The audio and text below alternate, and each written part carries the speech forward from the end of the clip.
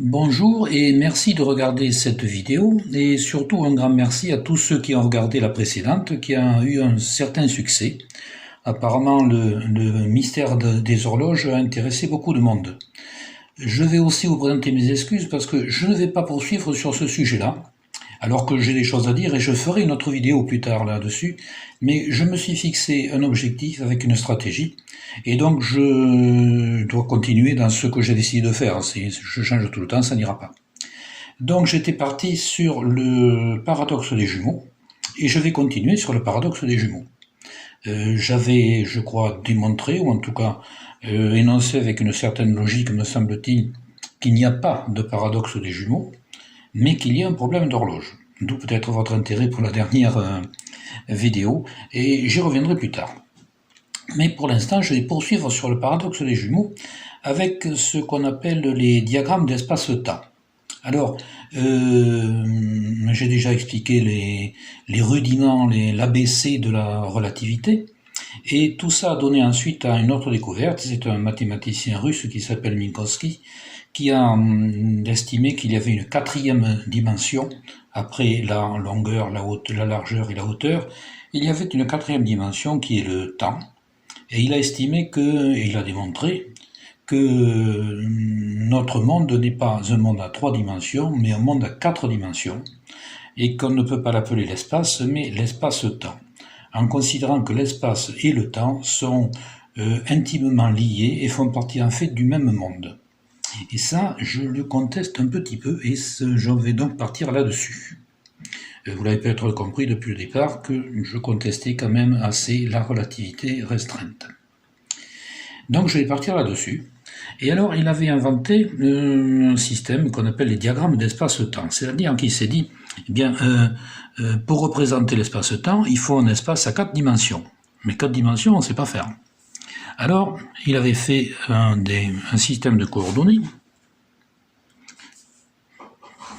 des coordonnées habituelles, et au lieu de mettre 4 dimensions, c'est-à-dire les x, les y, les z et le t pour le temps, il s'est dit, on va considérer le cas particulier où il n'y a ni largeur ni épaisseur, et où les y et les z sont à 0. Et si les y et les z sont à 0, bien on se retrouve tout simplement avec un diagramme sur un espace plan, avec les x et les t. Voilà. Et c'est là-dedans que je voudrais représenter, on représente généralement le problème le paradoxe des jumeaux, avec Alice et Bob. Alors on va dire que nous avons Alice. Alice qui se trouve au début à l'origine des coordonnées, ici, et Bob aussi se trouve à l'origine des coordonnées. Et ensuite, Bob s'en va. Alors il s'en va, on le représente à ce moment-là, on appelle ça la trajectoire de vie. Alors on va mettre une trajectoire de vie qui va être comme ça, par exemple, et on va mener Bob ici. Et à cet endroit-là, donc Bob s'en va, il arrive ici, et là, il change de direction, et il revient pour aller voir Alice. Alors, en principe, Bob s'en va vers là, revient ensuite. Mais puisque le temps s'est écoulé, son trajectoire est déviée. Dans les diagrammes d'espace-temps, il y a aussi une autre ligne qu'on appelle... J'ai un trou de mémoire, je me souviens plus, bon, c'est pas grave. C'est la ligne de vie, si je me souviens, mais je me souviens plus. Voilà, alors en fait, ça correspond à la vitesse de la lumière. Parce que nous avons ici le trajet, x, nous avons ici le temps, t. La vitesse, c'est évidemment la distance sur le temps. Quand on dépasse la vitesse, quand on arrive à la vitesse de la lumière, il est évident que le temps ici est tout petit, mais la distance ici est très longue. Et si on dépasse la vitesse de la lumière, eh bien tout simplement, on se retrouve ici, donc dans cet endroit-là. Et cet espace, qui est l'espace de lumière, s'appelle en fait le cône de lumière. On peut le comprendre de façon tout à fait intuitive. Si Bob va plus vite que la lumière, on ne peut plus le voir. Et sur le diagramme, il se trouve ici, donc avec un x tellement long, tellement écarté, qu'il est en dessous de celui de la lumière. Alors reprenons notre histoire. Nous avons donc Alice qui se trouve ici, et qui ne se déplace pas sur l'axe des x, mais qui se déplace sur l'axe des t, dans le temps, puisque, comme tout le monde, nous nous déplaçons dans le temps. Bob, lui, est parti par là, et le problème c'est, quel est le temps quel est l'âge d'Alice au regard de Bob. Alors à ce moment-là, avec les diagrammes d'espace-temps, on arrive à trouver que l'âge d'Alice se trouve ici. Ça se calcule tout simplement avec les formules que j'ai utilisées dans les vidéos précédentes, avec la transformation de Lorentz. Vous trouverez ça d'ailleurs dans... Enfin, je vais terminer, je dirai plus tard. Donc ici, Bob change de direction et il revient vers le Alice. Donc il revient avec un angle qui est exactement le même.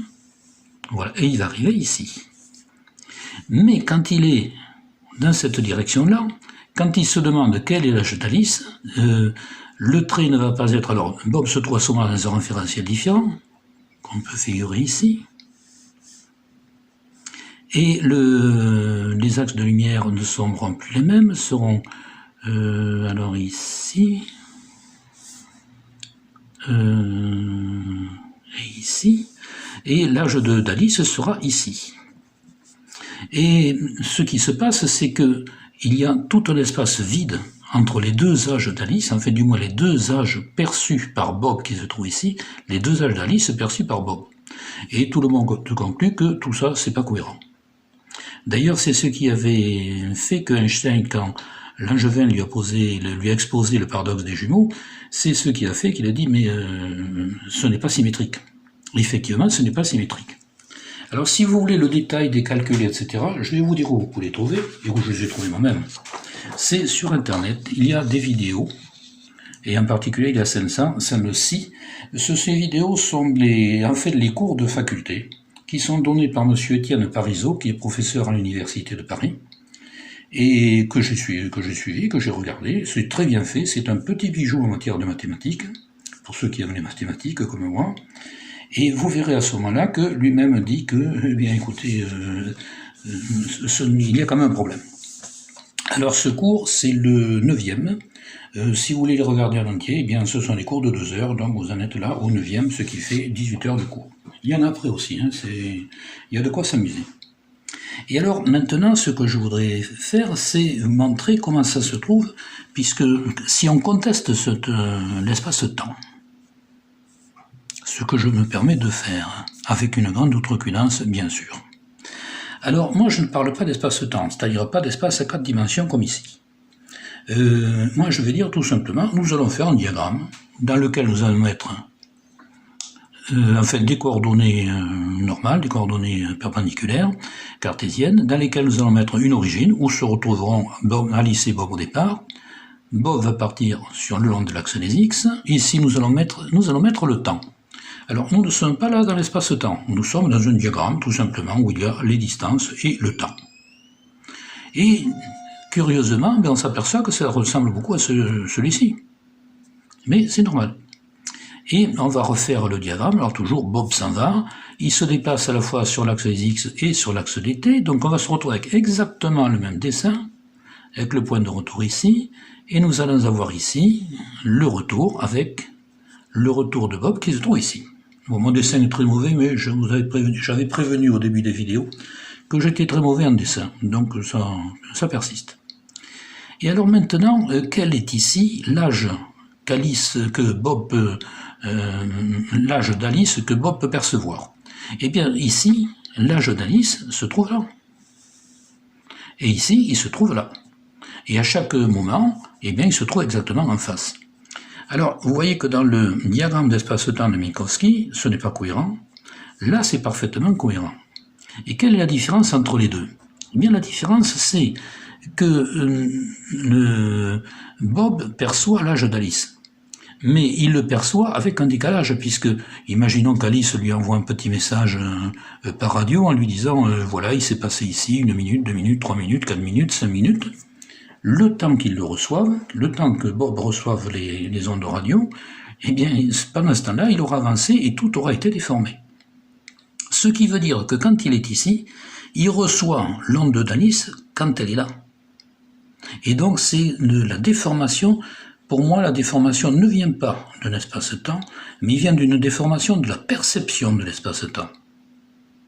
En tout cas, vous voyez bien qu'ici, c'est cohérent, là, ça ne l'est pas, et je viens de vous donner une explication entre les deux. Et il est temps maintenant de vous donner, de vous dire pourquoi j'ai intitulé cette vidéo Platon versus Einstein. Alors Platon avait énoncé ce qu'on appelle une allégorie. C'était dans son ouvrage sur la République, il parlait de l'allégorie de la caverne. Alors, cette allégorie met en scène, alors je reprends mon texte pour éviter de dire des bêtises, mais je me suis un petit peu perdu, voilà. Cette allégorie met en scène des humains qui sont enchaînés et immobilisés dans une caverne. Ils tournent le dos à l'entrée et ils voient non pas des objets, mais les ombres portées des objets qui passent devant cette entrée et qui sont projetés contre le mur. Et ils croient voir la réalité, alors que ce n'est pas la réalité, ce n'est qu'une projection. Alors je me suis permis de le citer parce que Platon est quand même un monsieur qui a une certaine réputation. L'allégorie de la caverne est très connue de beaucoup de gens. Et je voudrais dire tout simplement que le phénomène de l'espace-temps, c'est exactement la même chose. Nous les humains, nous sommes non pas dans une caverne, mais nous sommes sur notre planète, nous sommes sur la Terre, et nous voyons les choses comme nous pouvons les voir, avec les instruments qui sont les nôtres, et qui sont essentiellement des ondes électromagnétiques, qu'elles soient dans le spectre lumineux ou pas. Et ça nous déforme les choses. Ça nous déforme les choses puisque, comme je vous l'ai montré là, c'est tout simplement une déformation de l'image en fonction du temps passé que la lumière met à nous parvenir, et donc du temps que l'information met à nous parvenir. Pour ceux qui ont suivi, il n'y en a pas beaucoup, puisque l'avant-dernière vidéo, il n'y avait que 25 spectateurs, même si cette fois-ci il y en a eu beaucoup plus, sur la précédente, vous constaterez que j'en reviens toujours à la même chose, à ce que je disais au départ, c'est-à-dire que, à mes yeux, la relativité restreinte n'existe pas, c'est en fait une déformation optique. Alors tout ça est évidemment bien prétentieux de ma part de prétendre ça, c'est pourquoi il faut en arriver maintenant à autre chose, et c'est pour ça que je ne veux pas dévier de ma stratégie. Je vais vous laisser réfléchir à ça, et dans un mois, c'est-à-dire le 20 du mois prochain, je publierai une autre vidéo dans laquelle je proposerai deux méthodes d'expérimentation de mes idées. Alors, je ne peux pas les faire parce qu'elles demandent des moyens que je n'ai pas, mais je vous expliquerai ça. Je pense que vous comprendrez très bien ce que je veux dire et comment on peut faire. À bientôt.